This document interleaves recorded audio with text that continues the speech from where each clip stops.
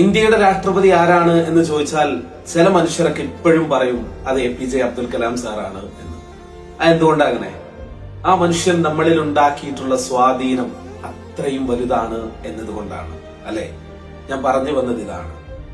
ആ മഹാമനീഷി ഒരിക്കൽ പറഞ്ഞിട്ടുണ്ട്, നിങ്ങളെ വിധിക്കാൻ മറ്റൊരാൾക്കും അർഹതയില്ല, അവകാശമില്ല എന്നുള്ളതാണ്.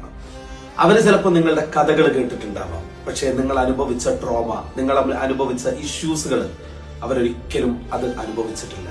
അതുകൊണ്ട് തന്നെ മറ്റുള്ള ആളുകൾ ഒരിക്കലും നിങ്ങളെ വിലയിരുത്താൻ ആളുകളല്ല എന്നുള്ളതാണ്.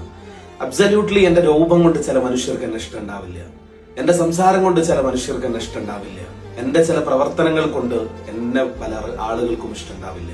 അത്തരത്തിൽ മറ്റുള്ളവരുടെ ഒപ്പീനിയൻ അനുസരിച്ചിട്ട് നിങ്ങൾക്ക് ജീവിതം മുമ്പോട്ട് കൊണ്ടുപോകാൻ സാധിക്കുമെന്ന് നിങ്ങൾക്ക് തോന്നുന്നുണ്ടോ? ഒരിക്കലുമില്ല.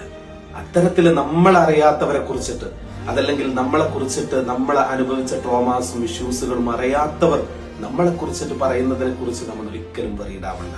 അവരെ ഒന്നും നോക്കാതെ പുറത്തു നിർത്തുക എന്നുള്ളത് മാത്രമാണ് നമ്മുടെ ജീവിതത്തിന് ഏറ്റവും ഭംഗി.